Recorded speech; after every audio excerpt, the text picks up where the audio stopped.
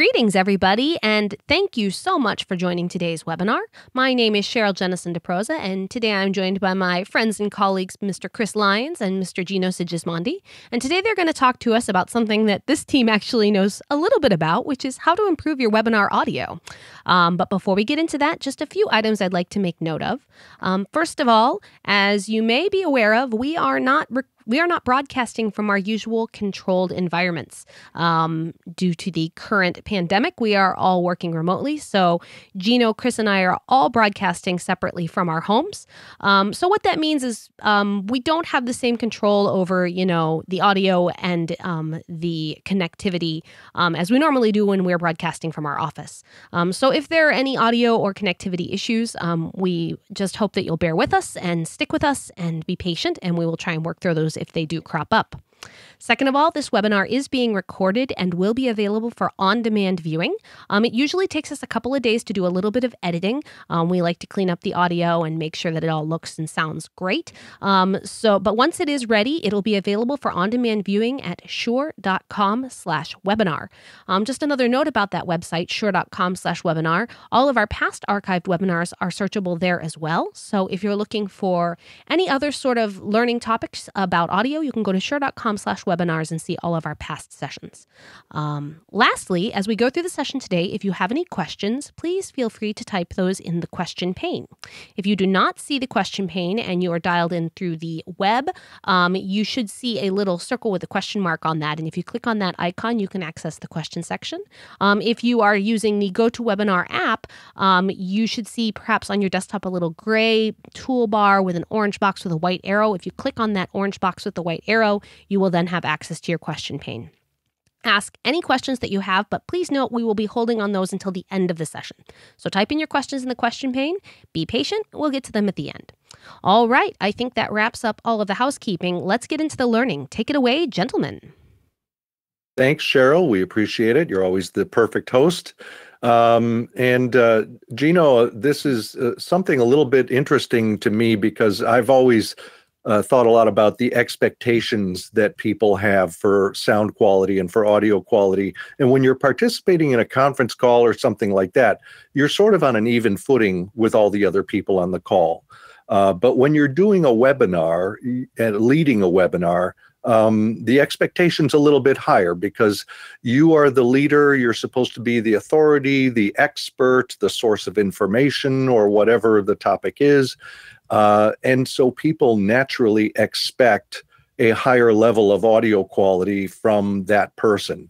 And if you don't deliver that, if your audio quality is poor, a couple things happen. First of all, it can just be a distraction if your audio is bad, and that inhibits people from really focusing on your message or your topic or your information.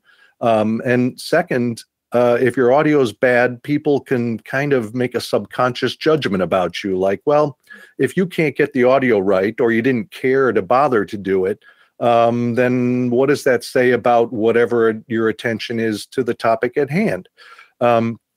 So I think it's worth considering audio quality as soon as you're going to put yourself in that sort of expert position or leadership position when doing a webinar. It makes sense to really put a little extra attention into how do you sound and how are people going to interpret that. So Gino, let's start talking about what sorts of things should we be considering and how do we make ourselves sound amazing? How do we sound great? Thanks, Chris.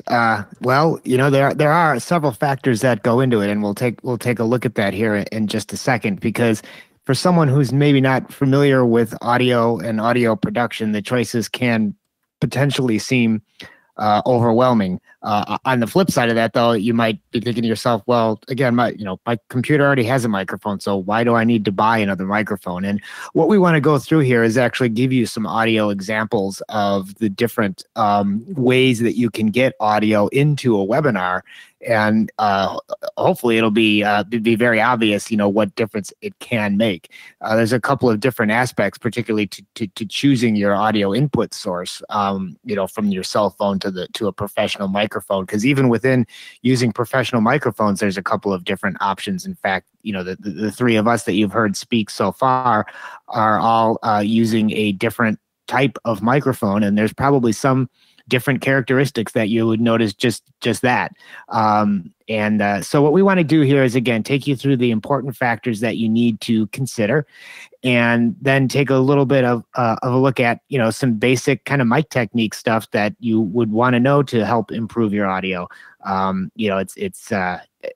It does require a little bit of knowledge of, I guess, how to use a microphone to try and get the most out of it and to get the best sound quality. And, what we're talking about here today, I mean, we mentioned webinars specifically, but this goes for any sort of, if it's streaming, besides just webinars, live streaming, webcasting, it's all broadcasting, really.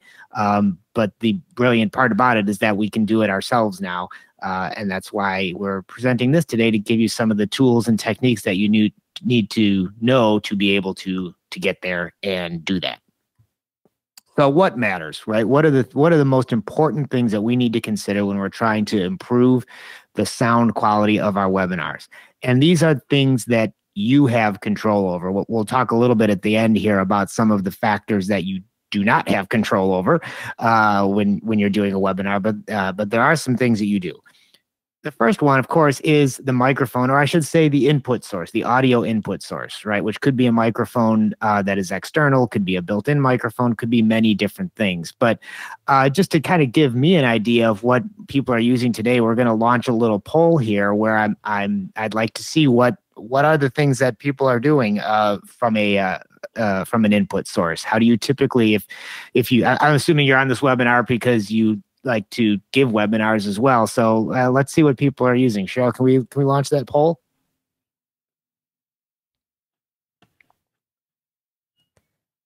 Poll is live. You should be seeing it now. Please feel free to select your option. Yeah, I'll be curious to see, what the ratios are there as far as who's using what sort of solution for participating in webinars, as well as if they are actually giving a webinar too. All right, the numbers are rolling in. I'll share the results once we just have a few more. Okay. This is interesting.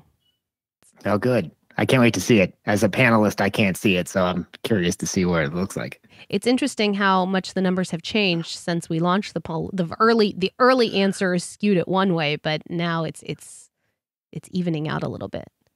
All right. I think we're at 75%. Oh, we're almost up to 80. I'll close it when we get to 80. Almost there. Close enough. Thanks for participating. Close enough, right? All right. Just a general idea. So it looks like, I don't know if you guys can, here, wait, let me share the results. So there we have our results. Pretty evenly split, actually. Yeah, as a panelist, it's not showing up on my screen. So can you read those off to me? Oh, I'd be happy to. So for cell phone and desk phone, we only have 5%. That's definitely the lowest.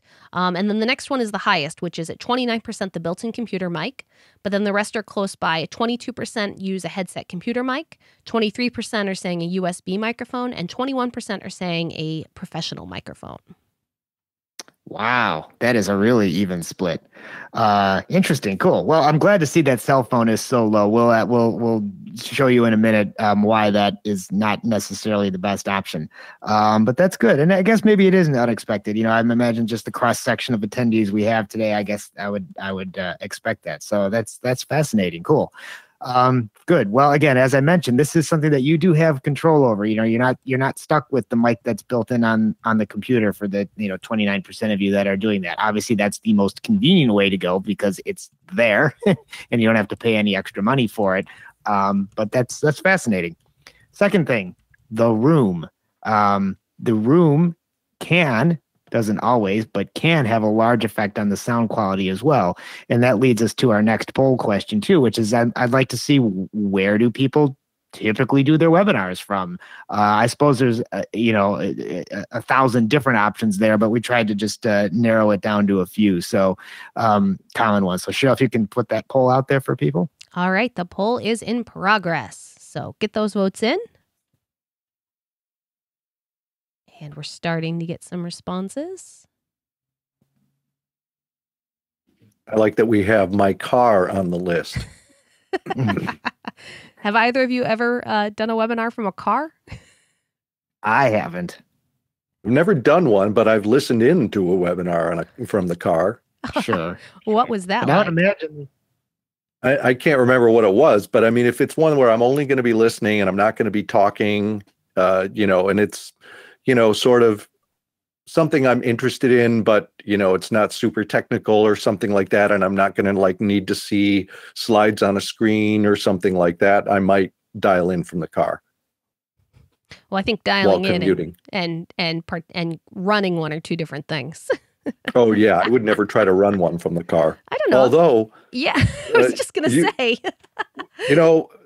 If you're in a pinch, a car is typically a fairly quiet and acoustically dead environment. So, typically inside your car doesn't sound too bad at all. Yeah, I Except think when you're driving on the expressway. well, right, but I mean, a parked car can be not so bad. Yes, do not drive and host a webinar. All right. We are at 80%, so I am going to close the poll and share the results. And so this one's a little bit more wider spread. Only 6% do it from their cubicle. 40% say they do it from an office or meeting room with a door. 53% say my bedroom or home office. And 1% did say my car. So, probably, and I imagine that's probably some of the same people that use their cell phone as well. So, because if you're in your car, that's probably the best option. Yep. All right. Thanks for Cool. participating in the polls, everybody. Yeah, I appreciate that. That's good, and that's again about what I expected. And that, it's kind of interesting from our perspective. We've done both, right? I mean, the office with the door closed. I mean, that's typically what we're doing when we're at our Shure offices. Is we have a room where we can go and shut the door and conduct our webinars. But today, it's a home office or a bedroom, so it can be anywhere. So that's good to know. And the final thing, if anyone hasn't guessed what the third thing that matters is you, right? And that means that mic technique, which we'll talk a little bit about here, is really what does matter. Again, especially for people who aren't used to using microphones, if you're not a professional presenter or entertainer of some sort, then the microphone and how you hold it and where you place it and those kinds of aspects of it are not necessarily something that you think about in everyday life. But again, when we're talking about a webinar where the most important thing is the message that you're trying to get across or what you're trying to teach people, there are some things you can do just yourself with your body to try and make sure that you're giving the best possible audio to people. So thank you. So let's actually listen to some of these things now, because I think again, you can't say a picture is worth 1,000 words, but in this case, some audio is worth 1,000 words. So we're going to spin through a couple of these different options here, so you can kind of hear back to back as you move through them what they sound like. And the first thing we're going to do is demonstrate cell phone audio. So Chris was going to switch over to a phone call instead. Chris, are you there? Yep, here I am. I muted my desktop microphone here, and now I'm talking to you on my iPhone. I just used the dial-in telephone number provided by the webinar so that I can call in for the phone. So Great. This is how I sound on a normal telephone call. And, Great. If I was just asking a question or something, this might be fine. But as a webinar leader, as a source of information, this would kind of get a little annoying to listen to after a while. And that's and the reason we do this, again, only 5% of you actually mentioned that you use a cell phone. But the reason I thought it was important to include this in here is because I've personally attended a lot of webinars where that is the main source. And I always, again, I work for an audio company. I'm biased maybe, but I definitely kind of shake my head and go, wow, that really, and to listen to that again, like Chris said, for one question or just someone's going to chime in with a comment. Yeah, that's probably okay. But to spend an hour with that kind of sound quality is it can actually be fatiguing. That's something that people often don't realize about sound is if it's not good, it can actually, you have to strain to listen, and you can get headaches. I mean, it can actually cause like some health or some well-being issues when you have to listen to bad audio for too long. You can understand it, and that's good. I mean, the worst is when the audio is unintelligible. And cell phone, of course, it's meant to be intelligible. You can understand what's being said. But as far as being a pleasing audio experience, that's not necessarily what it is. So, Chris, I'll let you go back to your regular microphone there. But thanks for doing that. Okay, I'll hang this up now. Okay, so the next choice, and what was number one on our poll, of course, is using the built-in microphone on your computer. And through the magic of the webinar, I'm going to give you a good A/B comparison of that, because I can now switch from my external microphone and let the computer be the audio input source. And let's see what happens when I do that. Hopefully it won't kick me out here or do anything goofy. So here we go.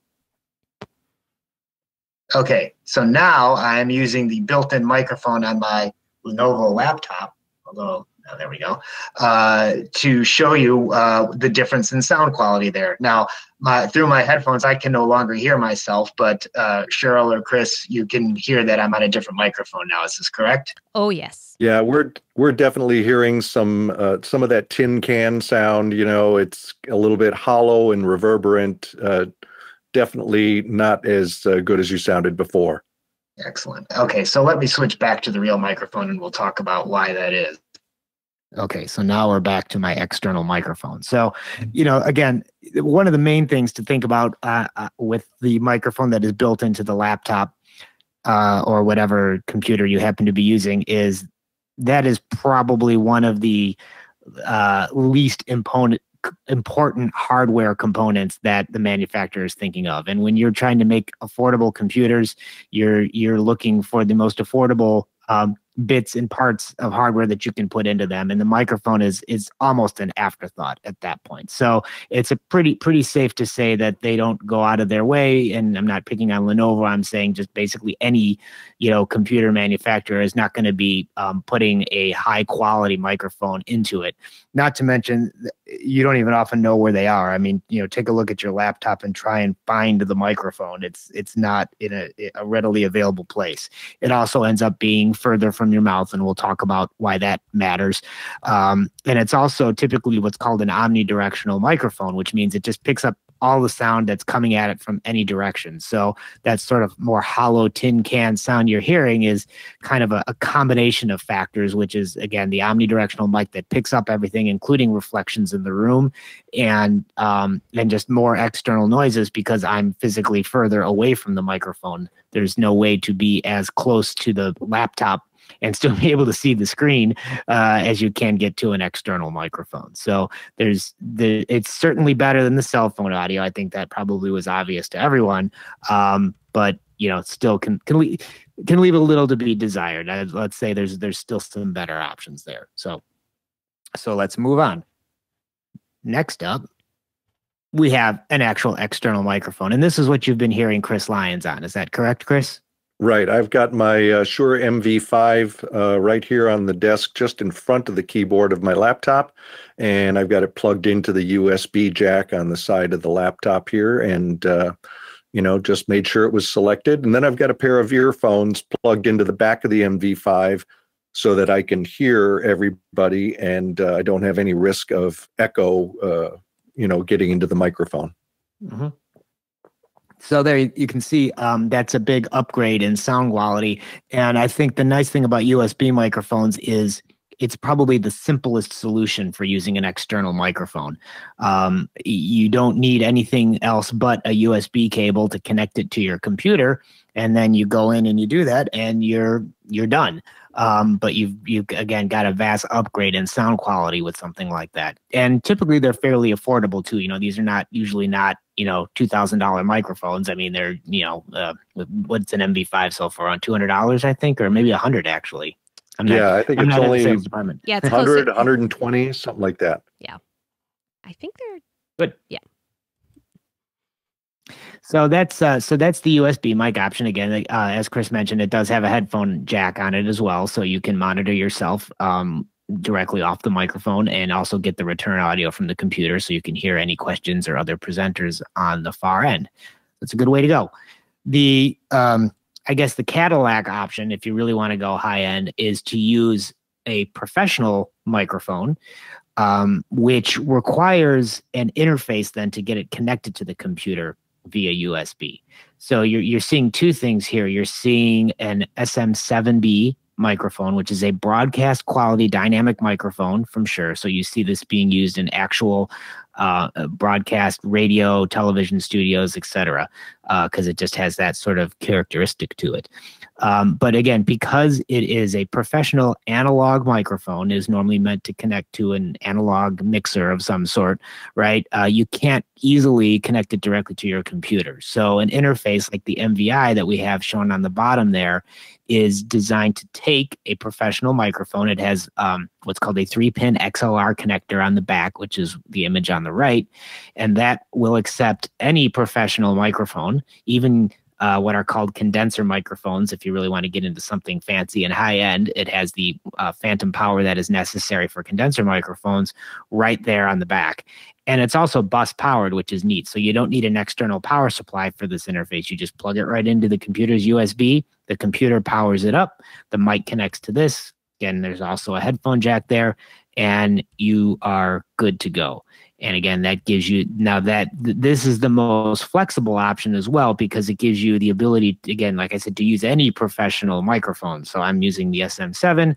Cheryl is also connected in a similar manner using a KSM8, which is also a very high-end dynamic microphone. And I'd actually like to throw it back to Cheryl for a minute, not only so you can hear that KSM8 again, but she's also going to swap out to an SM58, which is, you know, again, a $100 microphone that is very, you know, workmanlike and kind of at a price point that's available to everyone, just so you can kind of get a sense of what the difference is. Great. So this is me on my KSM8 through my MVI digital interface. As a performer and a singer, the KSM8 is my preferred vocal mic, so I already had it for other purposes. So I don't know if you'd necessarily want to go buy a super high-end KSM8 if you're just doing webinars, but if you have one on hand, it's super handy. And so now I'm going to mute my mic and I'm going to swap it out for my trusty SM58. Hold on one second. Must mute so you don't hear the sound of the mic disconnecting and reconnecting. Okay, so now I am speaking into my SM58. The level is a little bit lower, so I'm getting a little bit closer to my microphone. But this is a nice, also, I think unless you have really good ears, or depending on the webinar codec, you might not be able to hear a huge difference. But that is the difference between, you know, a higher end dynamic and just a good old tried and true $99 SM58. So that's my SM58. Cool. Thank you. So I'm imagining once you've gone through the webinar here and heard the differences between those two mics on the far end, you probably don't notice a whole lot of difference. Chris, what did you think?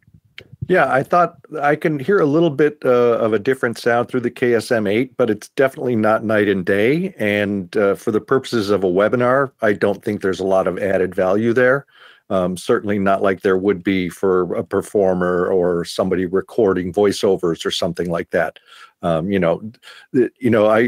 always like to say, you know, was there $100 worth of difference or $200 worth of difference? And I would say no. You know, an SM58 sounded just great for that. And even then, I don't even know that I would go with an SM58 and an outboard interface unless I had a reason to use that microphone setup for something else, you know, like maybe I was a musician or something on that order.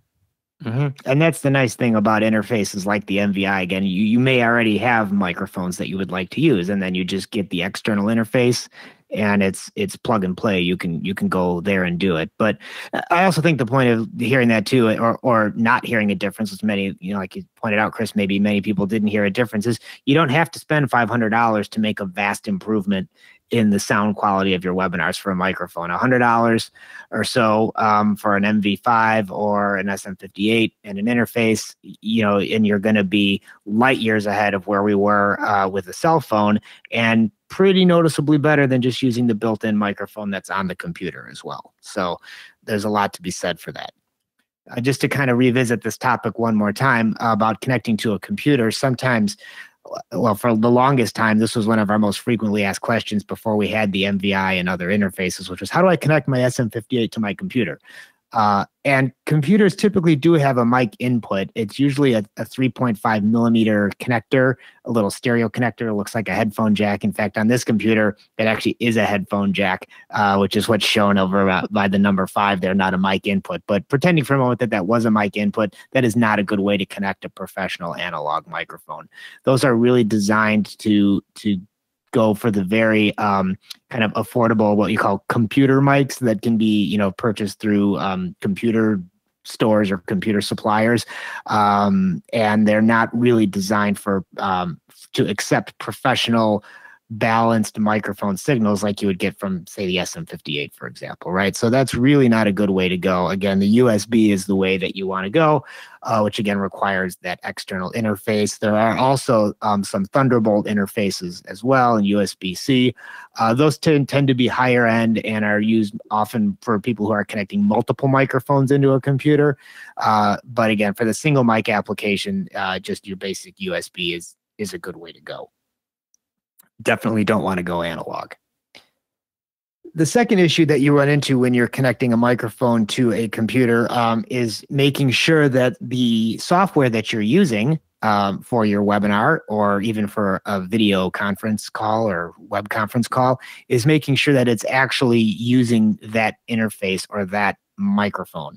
This screen capture was actually from Zoom, which is more of a web conferencing application. But if you think about it, webinars, web conferencing, the software side of it is all pretty much the same. It's really just more about, are we all having a discussion together, which is web conferencing, or am I presenting something to a large group, which is more of what a webinar is? 6 of one, half dozen of the other. But no matter which one of those services you're using, you can't assume that just because you plugged a USB mic into your computer, that the software or the application knows that that's what it's supposed to be using as its input. GoToWebinar has the same thing. Again, that's how I was able to demonstrate what the built-in mic on my computer sounds like, is by switching from the Shure, in my case, MVI, here it's showing an MV88, switching from that to built-in microphone switches it there. So again, if you aren't aware that this is a setting you need to change or at least verify, then you should know where to find this in your software so that you can double check it at any time. And it's also good to have the output device, what they call a speaker here, right? So they say microphone, that's the input, speaker is the output, should be the same device. Otherwise you can run into latency issues and hearing yourself delayed back, things like that. So that's it's always a good idea if you have an interface with a headphone jack on it to make sure your input and your output are the same.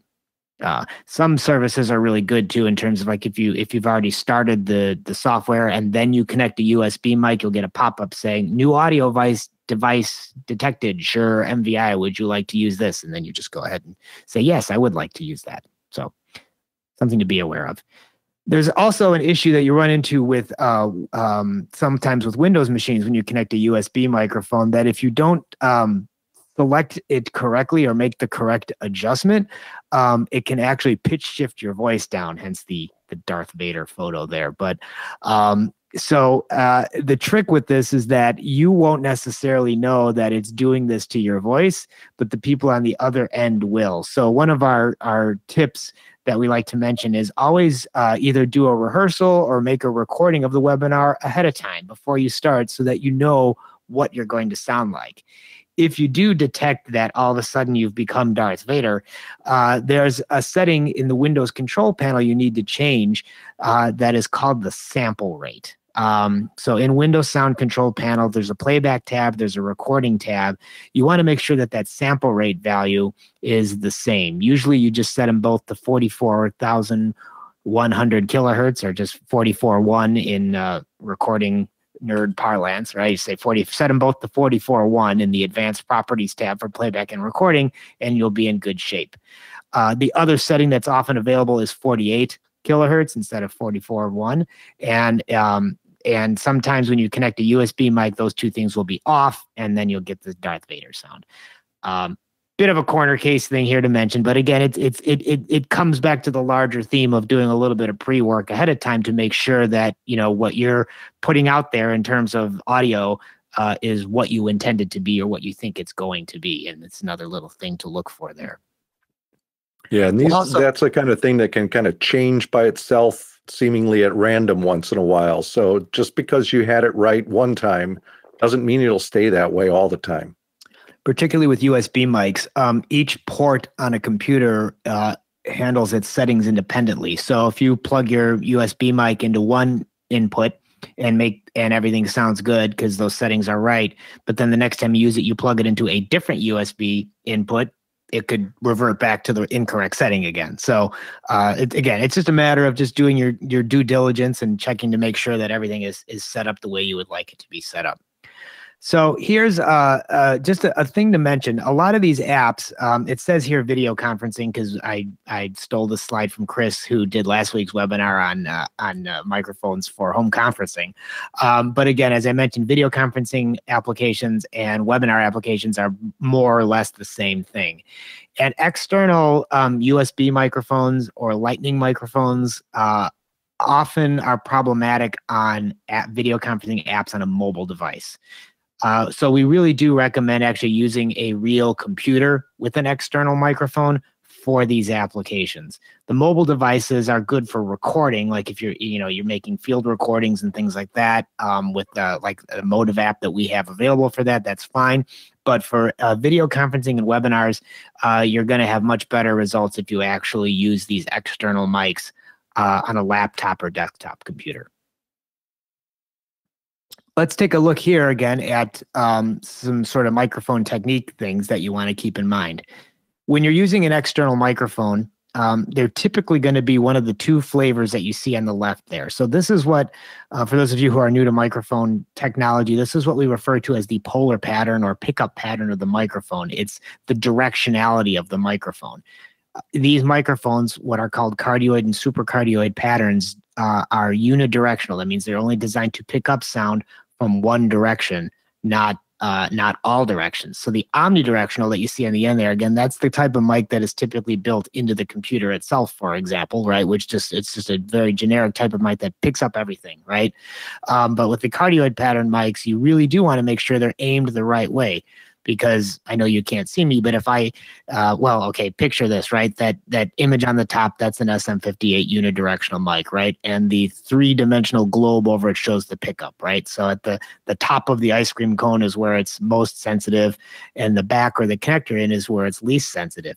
But even if you're off to the side of a cardioid pattern mic, there can be quite a dramatic drop in sound quality. So just to illustrate that, I will rotate my microphone 90 degrees and talk at you this way now.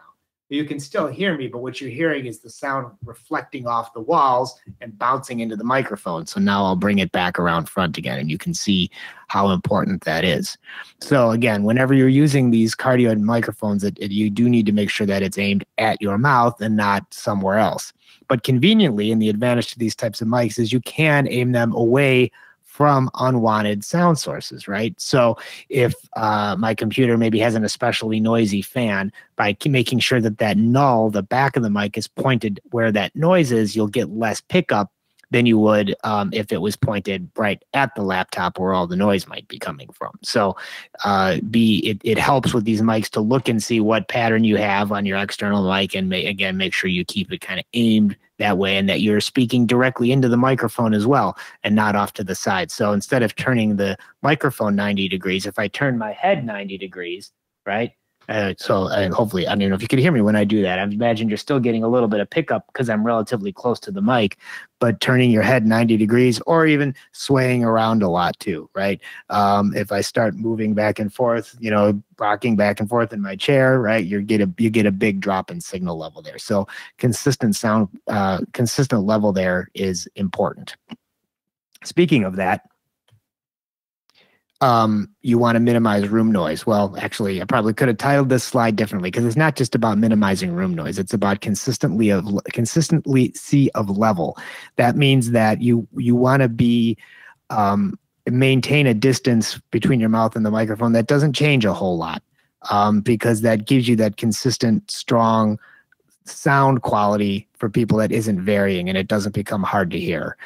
You see this a lot with again, people who aren't used to using microphones. Maybe you're watching like the live stream of your local city council debates or meetings, and you see them. You often see people, they have a gooseneck mic in front of them, but they like to stretch way back in their chair. They go back here, and then suddenly it's pretty hard to hear them because they move very, very far away from the microphone.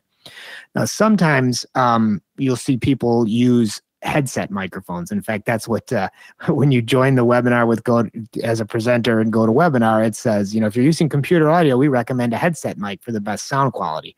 The reason they recommend a headset microphone is for that, again, that consistent distance between your mouth and the microphone, and the fact that it doesn't matter if you turn your head back and forth. With a headset mic, the mic always goes with you.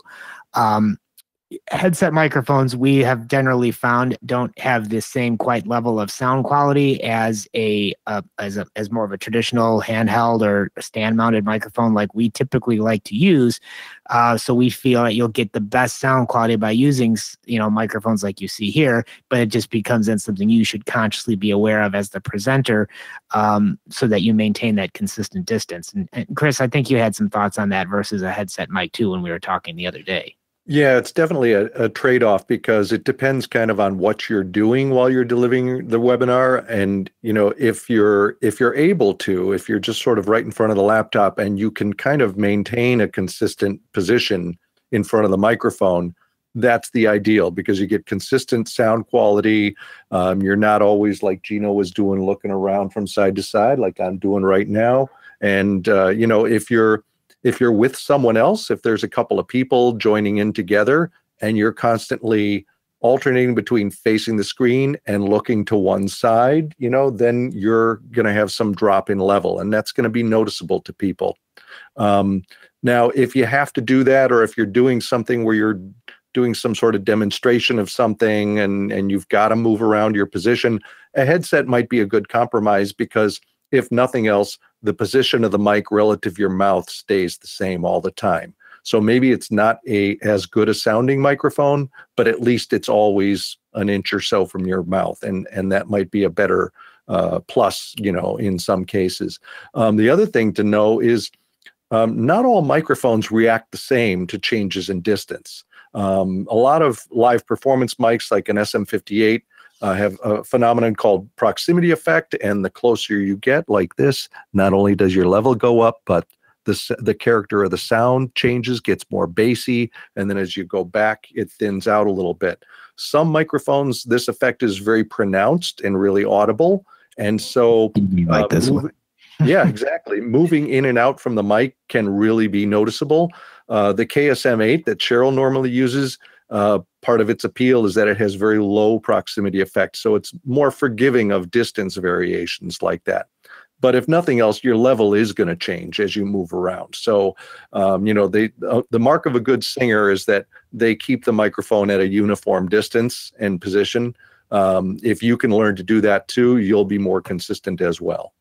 Mm-hmm. I'd also like to chime in on this one. I know we were talking kind of about headsets, and I think, Gino, you were referring to more of sort of those integrated mic boom, headsets that people use. But I think another thing to add in is that there are professional headset microphones that would work very well. You would once again need an interface and potentially a preamp to make those work. But if you are very, very concerned about that distance to your mouth, perhaps a professional headset microphone with an interface might be a good solution. Mm-hmm. And that's why how you use the microphone is as important, or maybe even more important than the microphone itself, right? And like Chris was saying about using a headset mic, if you have to move around, if your head has to move around, then a headset mic is a better choice than even the most expensive stand-mounted microphone. Because if you spend $1,000 on a microphone but you're moving your head around like this all the time, then you kind of wasted your money, right? So you do need to choose the physical design of the microphone that fits your application. One other quick point. Also, it's worth learning about the noises that your computer makes. I learned from experience that my laptop has a fan that has the exhaust ports on one side. So if I put the microphone over on that side and the fan, jacks up to high speed at some point, you can hear a little bit of that through the microphone. If I put it on the right side of the laptop, the fan isn't over on that side, so I don't get any noise regardless of the fan. It's the kind of thing that you wouldn't even think about until you noticed it, maybe when listening to a playback or something. But it's worth kind of learning where those noise sources are. Mm-hmm. And a lot of that has to do with the way your brain and the hearing system in a human perceives sound, right? Which is certain background noises like your furnace or whatever. They don't distract you because you're kind of used to it there and your brain sort of tunes it out and your attention focuses on what you're supposed to be listening to. But the microphone doesn't have those smarts. So you may not notice your furnace kick on while you're talking or making a recording, but then you listen to it back. You're like, what is that noise? Oh, it's my furnace. I didn't even realize it was there. So again, that comes back to making a test recording or doing a rehearsal so that you can kind of identify those things. But still, the best way to minimize room noise, again, is keeping the microphone as close to your mouth as possible. So again, when I switched over to my laptop mic, you heard more room noise, partially because it's an omnidirectional mic, partially because the microphone, though, is further from my mouth. So it's important to realize that just because you're using an external microphone, even a cardioid pattern microphone like the SM7 I'm using, still doesn't necessarily mean it won't pick up room noise if I put it further away. So what I'm going to do here is, gain up this microphone, make it louder essentially, so that you don't notice as much of a difference in my level, but you notice a difference in how much room noise is being picked up. So now I've moved the microphone further away from my mouth, and turned up the gain to compensate so that you can still hear me clearly, but you can also hear a lot more of the room that I'm in. So I'm just in, a bedroom at home with hardwood floors and not carpeting. So it's a fairly live room. There's a full-length mirror right next to me. So lots of room sound happening there. And again, that is the easiest and best way to minimize that room sound and get a nice, clear, direct sound is just keep the microphone as close to your mouth as possible. And that's a free change too. It doesn't cost you anything. Moving a microphone 3 or 4 inches can make a huge difference, and it doesn't cost a dime. Didn't have to buy a better mic, didn't have to do any acoustic treatment. I just needed to be closer to the microphone itself. So again, get close to the microphone and, also be aware of things you can do to minimize external noises, right? Keep the door closed, hang a sign on the door so my kids know to stay quiet while dad's doing a webinar, all of those things can make a difference as well. And if your room is really, really reflective and really noisy, maybe you've got, I don't know, floor to ceiling windows or something like that, you can do simple things like, hanging a thick blanket up, and try and kill off some of those reflections. That can also make a difference. All of those things kind of come into play here. But again, you'll have the best resounding professional webinars if you can keep your room environment out of the microphone. So a couple other things here just to kind of wrap it up. Chris did mention earlier about minimizing echo, right? So echo happens when you're on a video conference, a web conference, presenting a webinar can happen if there are other listeners hearing you out of their laptop and have their microphones active, right?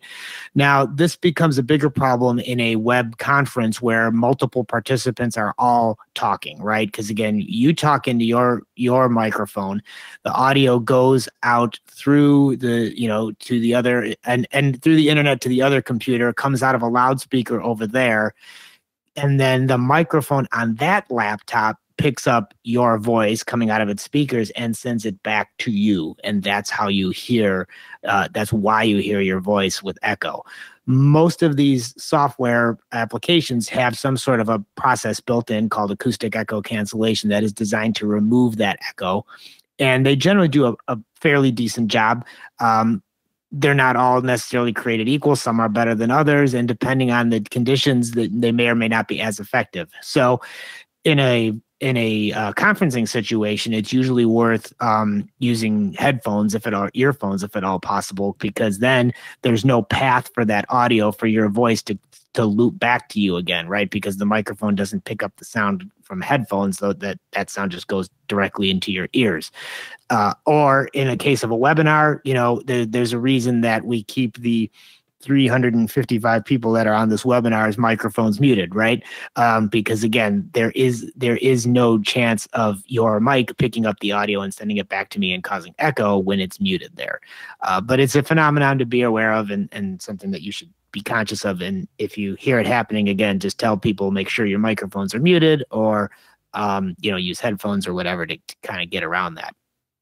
The other thing to note too is that everything we've talked to so far is about the things you have control over when you're trying to get the best sound possible for your webinars.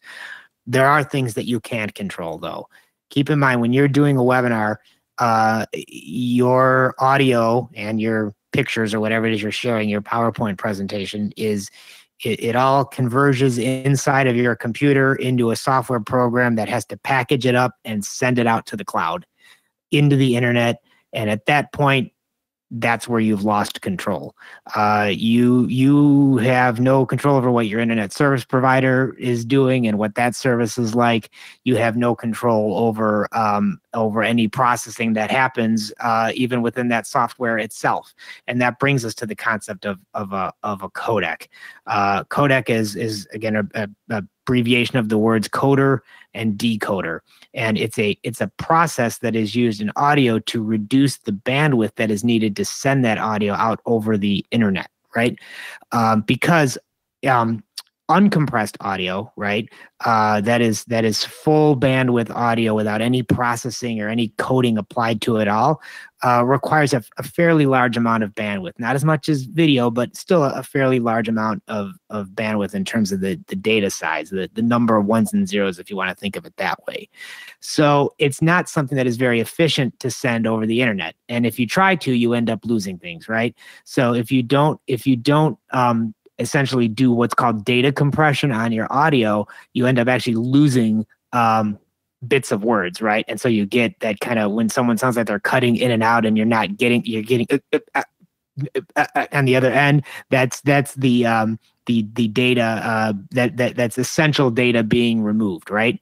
So how we deal with this is by using a codec, which essentially compresses the data, which does have some effect on the audio quality, but allows it to pass through without losing words, without essentially causing dropouts of the audio signal itself. So you sacrifice something in terms of audio quality so that the message gets across. And the reason I bring this up is,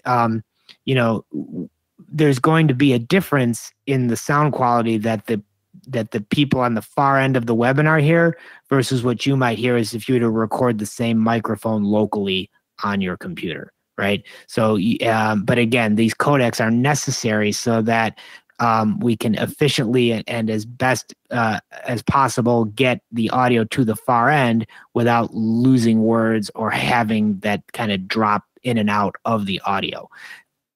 And not all, well, I should say, all webinar services and all video or web conferencing services have different codecs, and they're not all created equal. So if you're trying to decide which webinar service to use, you might audition a few. They almost always have free trials, and see which one thinks you give you the best audio quality by, again, making some recordings, doing test webinars with your friends, etc.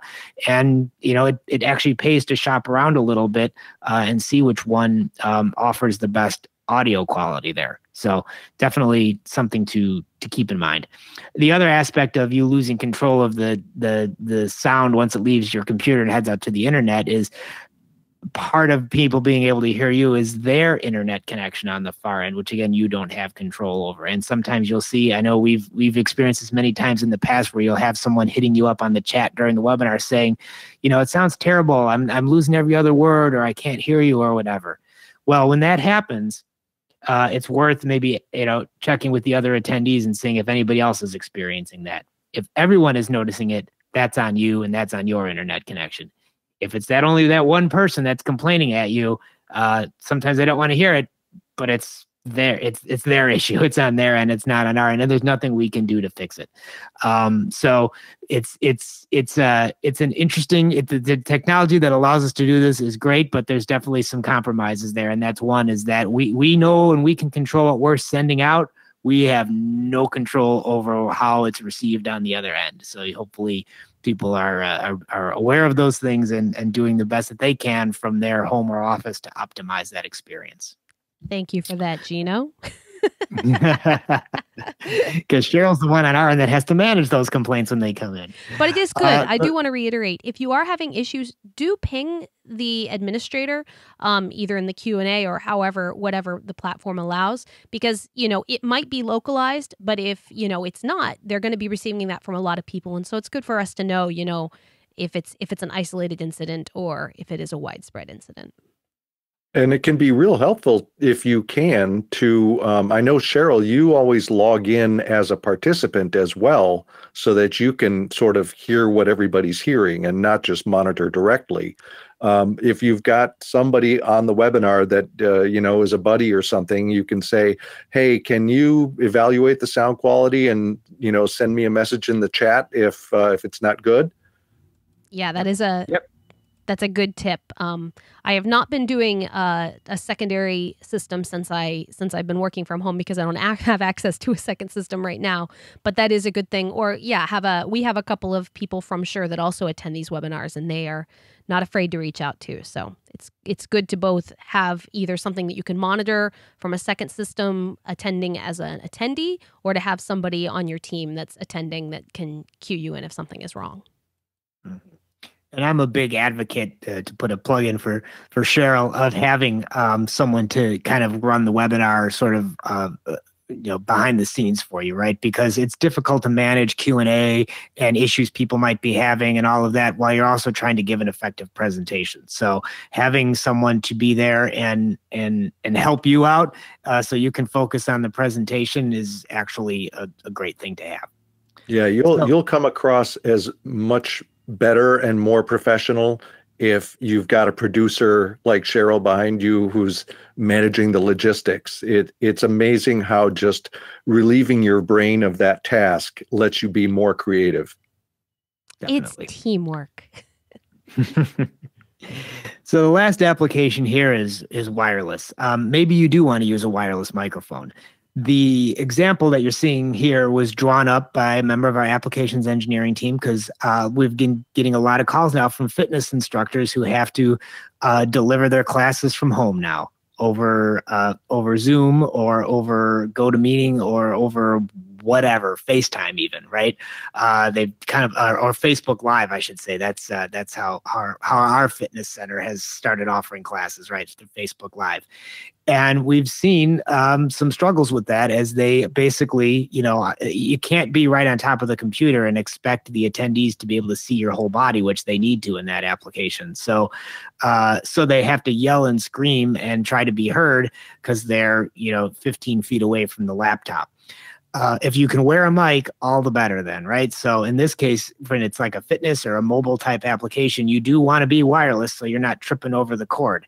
Luckily, it's easily done. It's the MVI again. It's a little interface with a professional mic input that you can then take, again, via USB directly into your computer. So it's really no different than any of the other examples we've used, other than, instead of the mic plugging directly into the interface, the output of the wireless receiver plugs directly into the interface. And then what's shown down here is, rather than using headphones, because again, you're a fitness instructor and you have to be mobile, you're connecting it just to your home stereo system. So that way you can play the sound back through speakers. Which is another way to go. So that's how you would do it wirelessly. It's actually pretty straightforward. So what we're going to end up here is just kind of a checklist. Again, we've done, Cheryl, I don't even know how many webinars we've done. I've been going back. I think I've been hosting them for 5 or 6 years now. And I'd say typically we do one a month, though not every month. So let's say an average of 10. So I think I've done at least 50 or 60 webinars. Right. And that has definitely upticked lately. Yeah. And Chris, you and I were doing it before then. So, we've been through the gamut here. So here are our suggestions on things that you can do to make sure you have the best possible experience before the webinar actually happens. Few recommendations. Number one, we do recommend using a wired internet connection over Wi-Fi. In the don't always practice what you preach department, I'm actually using Wi-Fi, but that's because I don't have the option in the room. I'm forced to use while I'm working from home now. But when we're in the office, we definitely use a wired connection, because if you are in your office and you do have Wi-Fi, there's often everyone in your office trying to use wireless, and everyone's phones trying to connect to the wireless, and it can be sometimes a bumpier experience. So try to use a wired internet connection if you have it. Schedule a rehearsal. I'm going to let Cheryl talk about this one because it was her suggestion. Yeah, this is something that we do a lot, especially when we have people, even when even when we're in the office and broadcasting from the office. Many times we actually have subject matter experts that are not located in the office.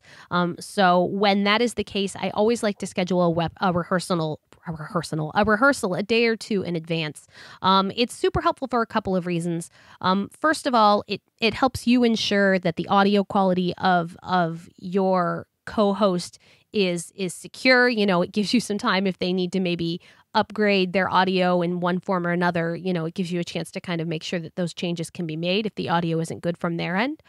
Second of all, it also helps if you're dealing with someone that maybe isn't as seasoned on doing the webinars. It gives them a level of comfortability. You can kind of talk through, this is the order of the day. This is how we do these. This is what you practice. We also practice, because the subject matter expert always presents. So we practice giving them presentation rights and making sure they know how to get their screen up and get the right view. So it really is just a nice way to just kind of iron out all of the potential kinks that might come up in the session. And it's always super, super helpful. And it doesn't take very long unless the person wants to run through their whole presentation. It really only takes you about 10 to 15 minutes just to make sure all systems are go.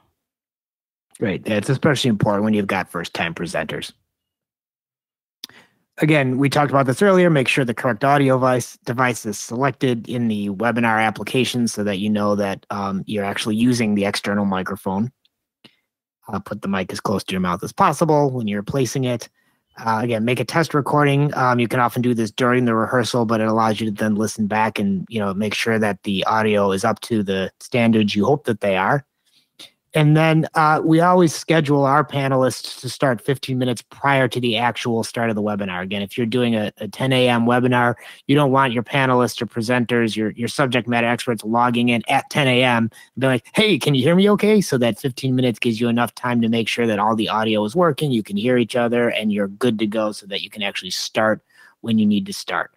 And also, it allows for being able to fix things if it turns out that your internet connection has gone a little wonky, or maybe it's just you have a bad Ethernet cable when you need to swap that out, because that's happened to us too. There are times when we've run, we've used all of that 15 minutes and sometimes a few minutes beyond just to make sure that we can get up and running because something unexpected happened, right? You can't always assume that everything is going to work beautifully at the moment you need it to work. So definitely give yourself some buffer, and everyone will feel a lot better and be a lot more relaxed once it's time to start.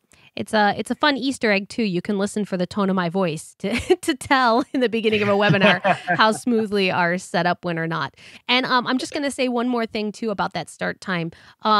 The chat function is always super helpful. If you are running into a few issues, it's better to make sure that you have everything right before going live. So usually if we are running into issues and we're going to be a little late to start, it's always good to pop up that chat function on whatever system you're using and just send everybody a message to say, hey, we're having a few technical difficulties. We're still going to start. Just give us a few minutes. Keep people informed. It's super helpful.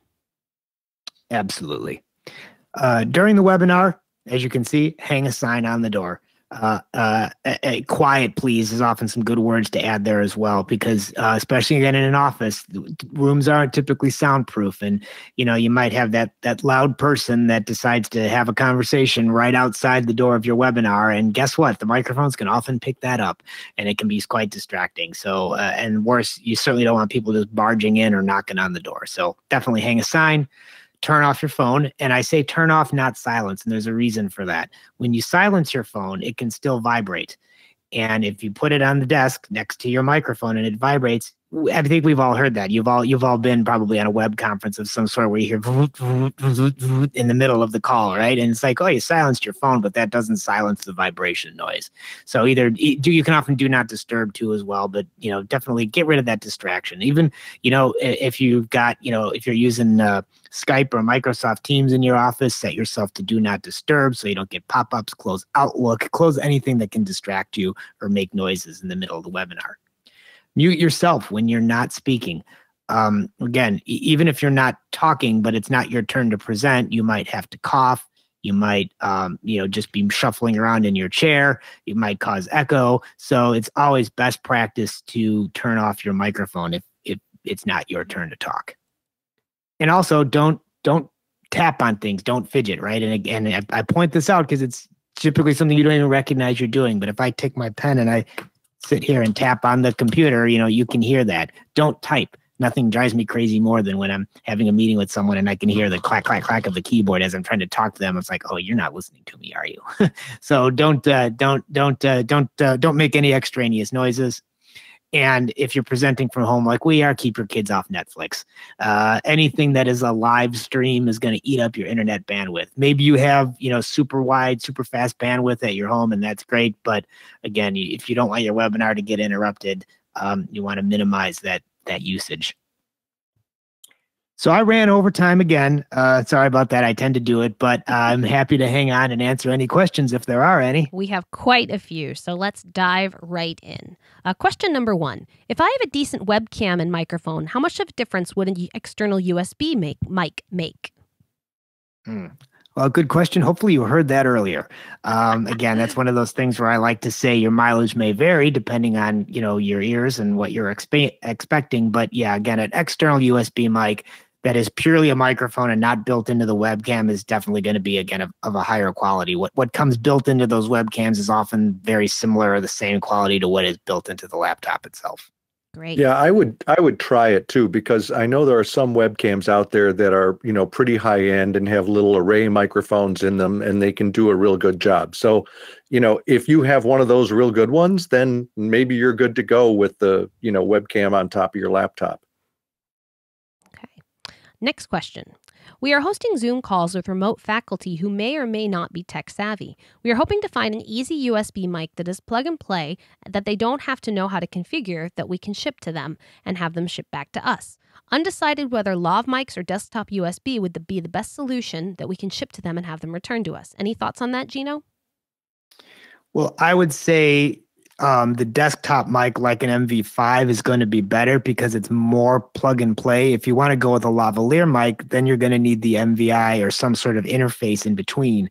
And because most lavalier mics are condenser mics, then they're going to need to make sure they know how to turn the phantom power on the MVI. So in terms of reducing, again, the room for error, that MV5 is probably going to be the best and most affordable option to get somebody a higher quality external mic.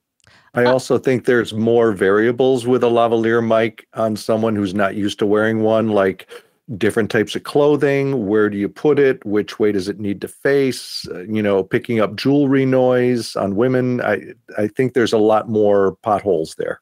Definitely. Not to sidetrack, but Gino, with the MVL microphone, which is primarily designed as a mobile device lavalier mic that plugs into a headphone port on a phone, would that work with a laptop perhaps? It depends. It depends on how the input is wired on the laptop. So you'd have to go directly into whatever the little built-in mic input is. I'm not positive that those are the same type of connector that is on a cell phone. So you introduce all of those analog variables that you don't have when you're using a USB microphone. So I would say it's possible, but again, too much possibility for error there. All right. Next question. So regarding the cell phone over the air, what about the cell phone mic via an app as opposed to actually calling in? That's not often band limited. Any comments about that? That's better. Yes. If you do have to use your cell phone through the app, in fact, if you want to hear that, go view the recording of last week's webinar on home conferencing, where we actually did that demonstration live. And yes, there's not going to, if the phone, like most iPhones, have a decent mic in them that's not being band limited by a cell phone, then yes, it will sound better. It's roughly more equivalent to using the built-in mic on your computer, I would say. Great. Okay, next question. I noticed that according to the meter on my Windows volume control, you are not modulating nearly 100%. Chris on his phone had a better level. Is that a platform issue? It's my biggest pet peeve. Yeah, it's just a fact that I could probably gain up my mic a little bit more. So again, that's always the challenge of the webinar is, I can't hear what you're hearing on the far end. I mean, I hear Chris, I hear myself directly off the mic. So in my ears, it sounds good. Yeah, maybe we should have taken that question earlier and I could have gained myself up a little bit. I'm hitting about 50-60% on my mic input gain meter here, I think. I think that's also a good point, though, and why a rehearsal, once again, also comes into play. Do a rehearsal, record it, talk about gain levels. Sometimes, it's going to be hard to get everybody because everybody's potentially on their own system in a separate location. It might be hard to get them all to an exact gain structure that works, but you can at least sort of anecdotally say, you sound a little low. Maybe you might want to bump up your gain setting. So once again, something that could be covered in both the rehearsal and in that 15 minutes prior to going live. Exactly. All right. Okay, so y'all will probably address this in brief, but how important is it for bandwidth and internet connection? Very, as we discussed at the end there, right? Yeah. I mean, it's important because, if you run out of bandwidth, then you start losing, dropping audio packets, and you don't want that because then you can't understand what's being said. So definitely need to have good, solid internet. Again, wired is preferred if you can. Definitely. Okay, next question. Does the MV5 ship with a USB cable? Yes, it does. It ships with both a standard microBeta USB and a microBeta lightning cable. Correct, Gino? That is correct. But again, as I mentioned, for conferencing or for webinar presentation applications, I wouldn't use a mobile device. I would definitely go to a computer. Yeah. And then just a comment, somebody was clarifying for us, so thank you. A couple people chimed in with this. The MV5 is actually $99. So if you were wondering, none of us are in sales. I thought that's what it was. It was originally $129, but it fell to $199, hence the confusion. Next question. What type of MVI is that? Well, there's only one type, just the standard MVI. Yeah. All right. Next question. This is a good one for you, Gino. Is the MVI capable of matching the gain requirements of the SM7B? Ooh, good question. So for those who may not be familiar with the SM7B, let me clarify why that question is being asked. The SM7B is a very low output or low sensitivity microphone, right? And whenever you connect an analog microphone to a mixer or an interface or whatever, mic input it's going into, that device is required to add gain to the mic signal before it goes to the analog to digital conversion. And the amount of gain that can be provided by those different types of interfaces can also vary. In other words, they're not all created equal. So because the SM7 is such a low output microphone, it requires typically about 60 dB or so of gain to really work properly. However, that also depends on how you use the microphone. How loud are you talking into it? How close are you to it? Because the louder you are and the closer you are, the less gain you need. So given all those variables, the MVI, we've heard mixed results on. Some people say it's fine. Other people say you need to add what's called a preamp in between to boost the gain a little bit. So I would say that it depends on how you use the mic as to whether or not you can run it directly into an MVI. And if you're loud and you're right on top of the microphone, you probably don't. But if you like to be a little bit more relaxed and keep a little bit of space there, or maybe just be a little bit quieter, then I would recommend getting an interface to or a little preamp to gain that up. And I'll jump in there, Gino, because I've been doing this a little bit here at home with sometimes I record voiceovers for some of our SAI training packages, training courses. And so I have an SM7B here at home and an MVI, and the level is acceptable for webinars and things like that. However, for recording voiceovers, I wanted a little bit more level out of the mic and MVI. So I got one of those little phantom powered interface boosters, like a cloud lifter. I've got one called Dynamite Stick, and that adds about 20 to 25 dB of gain. That was an awesome improvement, and I've got all the level I could want. So if you're going to do things like webinars, I think you'll be fine without it. If you're doing something a little bit more critical, like recording music or voiceovers, for commercials or things like that, I'd get a little interface that pumps up the gain a little. Great. Cool. Next question. Does Shure sell the desktop mic stand for the SM7B that you showed in the picture? No. There are a couple great boom arms out there, so you can just search those out, and most of them will work, so no worries. Yes. Okay, let's see. Our faculty will be on camera, so headphones are not preferable, and also they're usually framed a little further back from the camera. What's a good mic that they don't have to be super close up on? Well, I feel like there's two questions in there. One is about not wanting to see the headphones, and the other one is about the microphone. If they need to hear return audio and you want to reduce the risk of having that echo path, you could always use like our in-ear earphones, like in the SE series, because those are much lower profile. So that's a good option there. As far as a microphone to be used more from a distance, again, it's not that mics can't be used from a distance. I would go with something, a little higher sensitivity than like an SM7, for example. But again, when we're talking, especially about, I know that this e-learning is a big thing. My kids are, doing it in the other room, right? It's like, I think something like the MV5 or even better, the MV51, which is a little bit higher sound quality microphone, but still plug and play like the MV5 is, can be placed down on the desk in front of you and really give you good pickup and good sensitivity. It was sort of designed for that application. Again, the only downside to being further from the mic is just that, like, as we demonstrated, it picks up more room noise. So, if that's what you're using because you don't want to see the mic or have it be in the camera shot, that's fine. Just be more aware of like trying to be in a quiet room, with softer surfaces that is more minimally reflective, and then that'll work fine. So again, for that application, I feel either, depending on what your budget is, either the MV5 or the MV51 would work well. Okay. Yeah, when I use the MV5 for video conferences, it typically does not appear in my video feed because it's just about an inch or inch and a half lower than the bottom of where the camera picks up. And then if you don't even want the earphones to appear, I use our in-ear earphones and I could run the cable down my back and, over that way. And then most people wouldn't even notice I'm wearing an earphone at all.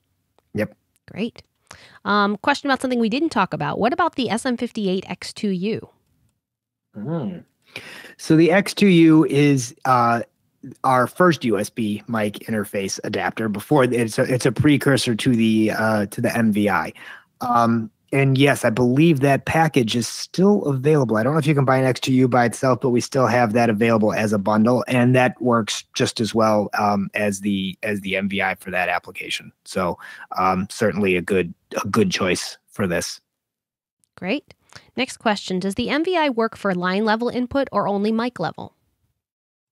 You can put line level into it as well. It does have a fully adjustable gain on it, and if you turn the gain all the way down, you should be fine. And it has a combo jack on the back, so it's you can use either an XLR or a 1/4 inch to plug into it. Right. Yeah, so you could take the output of a mixing board if you have a small mixer and run the output of the mixer into it. Mm-hmm. Yep. Okay.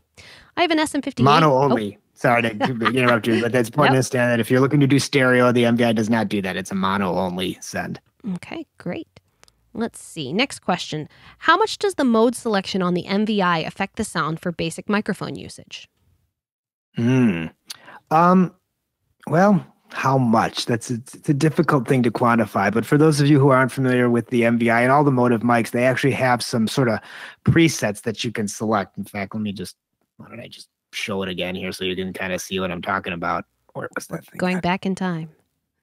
Back in time to... There it is. So on the MVI, you see there's a little mode button here that allows you to cycle through these different sort of presets. The basic factory setting is this flat line at the bottom, which isn't doing anything. But then you go around it, you have the little speech bubble, which would be the setting that you probably would use for webinars. It's kind of optimized for speech. The one with the little music notes in it is for singing. The one with the guitar is for kind of acoustic instruments, and then the one with the loudspeaker is for high-level sources, like if you're recording a concert, you know, an amplified concert or something like that. So again, what happens is there's actually several things that happen as you cycle through these different modes. It applies a little bit of equalization to change the sound quality or characteristics of the microphone to be more optimal for those types of sources. It also sets the gain appropriately as well, right? So that you're adding enough gain to get good signal level. And typically the speech one is where they're going to add the most gain. Singing typically tends to be a little louder than speech, so that's even less gain. And of course, it's really padded down for the sound reinforcement miking application, right? Because that tends to be pretty loud. There's also some compression settings and some little things that happen in there. So like any device that has any kind of preset, I always like to think of those as pretty good starting points. You know, if you really don't know too much about audio and you just want to have it kind of work, then go ahead and choose that preset. If you're a little bit more experienced, on mobile devices, there's an app that allows you to go in and tweak those things even further. The gain can be adjusted right on the front using this minus plus slider. You see, you drag your finger across that. It's touch sensitive, and you can add or subtract gain as needed. So how much? I mean, it's not dramatic. You don't cycle through these changes and go, you know, get your mind blown by how different it is, but it certainly does give you some good starting points for these different applications. And someone asked earlier about the idea of, you know, sending a microphone to a participant or a panelist. Another important thing to note is when you make these settings changes, after you unplug the mic, they stay there. So the next time you plug in the microphone, it reverts to the setting that you had last left it at. So for instance, you know, if I set my MV5 with the speech bubble setting right now, and then unplug it and put it away for a week or send it to somebody else, when they plug it in, it comes back up in that same setting. So you could kind of preset the mic and send it to a panelist. Great. Yep. All right. Next question. Have you noticed a delay between audio and video when using a USB interface, such as with Zoom? As far as what the presenter is, I mean, what the participants are seeing, those two things should sync up. I think I'm going to speak to this one a little bit because not only are we doing a lot of external webinars, but we're also doing a lot of internal webinars.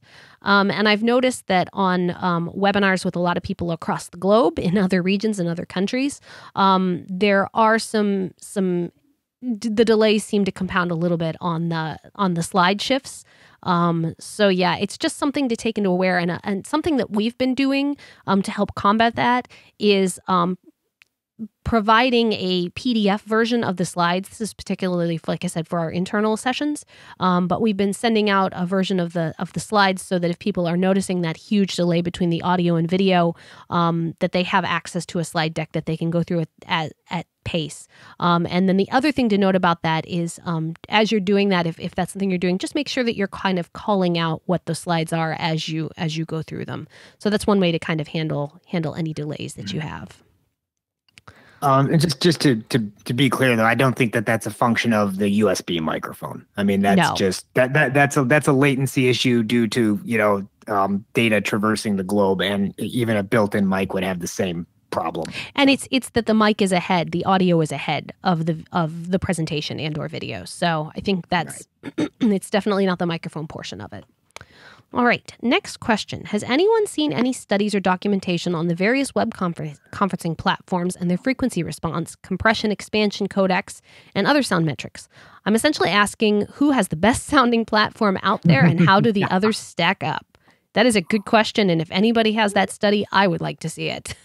I would too. I don't know that that's been done, but someone probably should. I can say that we've been fairly happy with GoToWebinar. I don't know if there's any that are better out there, you know, and that's not meant to be an endorsement. We just had this, it's the one we happen to use, and it's worked well for us. But yeah, I'd be curious to know if, you know, what other options are out there, or what, if anyone has done a study on that. Great. Okay, next question. Can you speak to latency? How can this be reduced as much as possible? Well, again, the latency, first of all, I should say, isn't typically an issue in these scenarios, because you're not trying to stay in sync, right? In other words, we're not trying to, have 5 musicians in 5 different locations all play together in time, right? That's where the latency would be an issue. So I know for a fact that when I'm speaking, you're all hearing me at various different times, depending on your internet bandwidth and what's going on out there in the cloud, right? That's affecting that. But it's not something that we actually have any control over other than getting the best internet, fastest internet service that we can manage here. And like I said, keeping the kids off of Netflix or whatever. But that is really the only factor there. So latency is more of a concern when you're hearing multiple things or from multiple different ways. In other words, if my son was in the next room listening to the webinar on his computer and he can also hear me acoustically, then the latency is a problem, right? Because he's going to hear me locally here before he hears what's coming back out of the computer. So that would be a problem. But most of the time people aren't listening that way. So again, the latency, outside of the things we just talked about on the previous questions, there's not something you really need to worry too much about. Okay. Next question. What type of condenser is used for the Shure MV51? Is it a mic from Shure's condenser product line? Chris, I don't know if you know, but I believe that was developed for that mic specifically. It's not borrowed from any of our others. Right. I don't think it was just taken out from one of the other microphones. I think it was designed specifically for that mic. So it's probably a unique one. Okay. How would you compare the sound quality of the MV5 versus the MV51 for computer audio? It's a little bit fuller frequency response, I guess, which may or may not mean much to the people that are listening. It's just a little bit more natural sounding, which makes it a better mic actually for recording. I think when we're talking about the webinar application, where again, you're hitting all these codecs out there for the different platforms, you're probably not going to notice much difference. But if you were more of a home recordist, type thing, then you would probably notice again, just that more natural sound quality that you would get from the 51. Okay. Next question. Can you recommend a Shure headset for a fitness instructor? Yeah, the one we were just looking at. The FH. Go back to it again. SM31FH. Yeah. There it is. Right there. Distinguished by its orange color. That is the most water resistant headset mic that we make. So specifically designed for fitness instructors. So yes. Right. Do the settings of the MVI live inside the unit? Can we preset the interface and ship it out to our faculty already set to gain and volume wise? Yeah, I think Chris addressed that earlier. Yeah, that reside in the Motive mics and the MVI, the settings reside in it. So you can preset it and just send it to them and it'll be ready to go. Great. All right, I'm going to take this next one. The MVI, are they standard or are there different models and ballpark costs, please? All right, so there is just one version of the MVI, and it sells for, in the US, it sells for $129. So in addition to that, there is a product bundle that we have called the Shure Digital Recording Kit. That bundle comes with an MVI, a PGA 48 microphone, and a pair of SRH 240 headphones, and that sells for $199. But the MVI itself is $129, and there's only one version of it. Okay. It's a good deal. It's like practically getting the mic for free in that. I know, right? Next question. Comments on maximizing live music over webinars, Zoom, Skype, etc. For instance, miking an acoustic piano and a singer and for a house of worship. Okay. Well, remember all that stuff we talked about with codecs there? Not all codecs are equal, right? And if you're familiar with MP3 files, that's a codec, right? That takes full bandwidth audio and reduces it, and that sounds pretty good.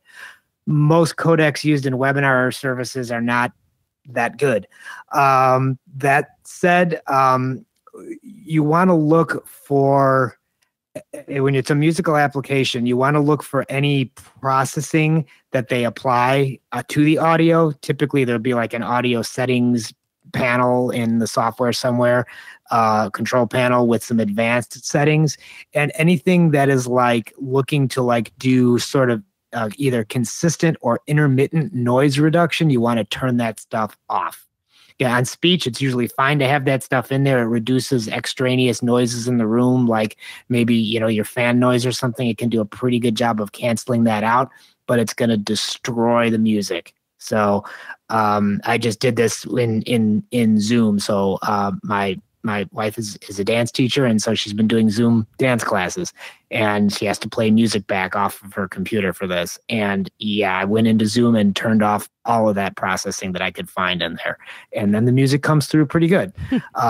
But you definitely, again, it's going to vary. They're not all going to sound the same. Some are going to be better than others. The most important thing, though, is if you can turn some of that processing off, it will definitely be better for a music application.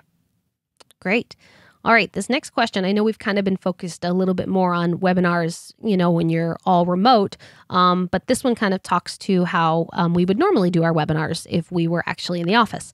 Given a webcast situation, if you have 4 panelists sitting in the same room, which mic and setup is best to use? USB, handheld, lapel? Gino, you want to talk through our usual kind of setup? Sure. That's a great question, because that's how, when we're in the office, how we typically do our webinars is more of like a webcast style where Cheryl and whoever the subject matter experts are that are presenting will actually sit in the same room, in the same meeting room, around the same table. And in that scenario, you want to actually use only one computer as the audio interface from that room. So that rules out using the MVI or any of the motive mics directly connected to each presenter's computer.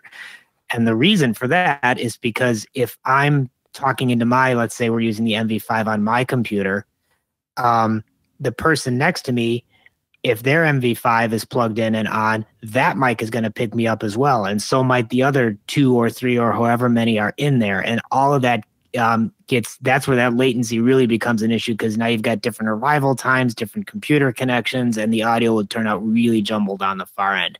I suppose you could make that work if everybody muted their mic when they're not talking, but depending on how interactive the panel discussion is, that may or may not work. But there are devices in the world, that audio device mixers that can handle that for you. It's something called an automatic mixer. And what that is it's a speech-activated mixer that only turns on the microphone for the active talkers and keeps everybody else's microphone turned off or attenuated. So what we do normally in the office is we take regular wired mics like SM58s or KSM8s or whatever we have, and we run them all into an STM820 Shure automatic mixer, which then can connect to the computer digitally. Actually, that's the way we used to do it. I'm thinking, I forgot, sure, we actually upgraded, but to a different solution. But that's the way we used to do it. But it's essentially the same thing. But the point is, you mix all the mics together through a single mixer, which then connects digitally to the computer. Like Chris mentioned, if you have an analog mixer, you could run through the MVI into your computer. But the point is, everybody in the same room gets mixed down to a single source that connects to the computer, and then it goes out to the internet. The only downside to doing it that way is, you'll notice in the webinar, it always tells you who's talking, right? And, it always looks like the same person is talking, because that's what the computer sees. Whoever's computer that is the one that it says talking, even though multiple participants might be in there. But that gives you the best sound quality when you have multiple people in one room. Great. All right. We have gone a little bit long, and unfortunately, we still have a lot more questions that we are not going to get to. So if we did not get to your question, many apologies. If that question is just burning a hole in your mind, you can go to shure.com/contact and fill out the form there to get in touch with our support team. We have a great group of guys and gals that actually report to Gino on our support team that can answer just about any audio question you've got. So please feel free to go to shure.com/contact and fill out the form to open up a ticket with our support team, and they can answer any questions that you have. I am going to answer. Feel free. Sorry, I'll just say, feel free to call that out in the subject line if you would like to address a question to me specifically. I'm in the same queue and I can grab those. They know how to get to you now, Gino. All right. And then I'm just going to answer one last question. I had a couple of people saying they joined late and asking if this would be available later, and it will be. It'll take us a couple of days to get the webinar edited and get the audio spruced up nicely so it sounds nice and crisp, because you got to have a good sounding webinar audio about a webinar about audio. So give us a couple of days and it will be available at shure.com/webinar. We'll also be including that in the wrap-up email once it's available.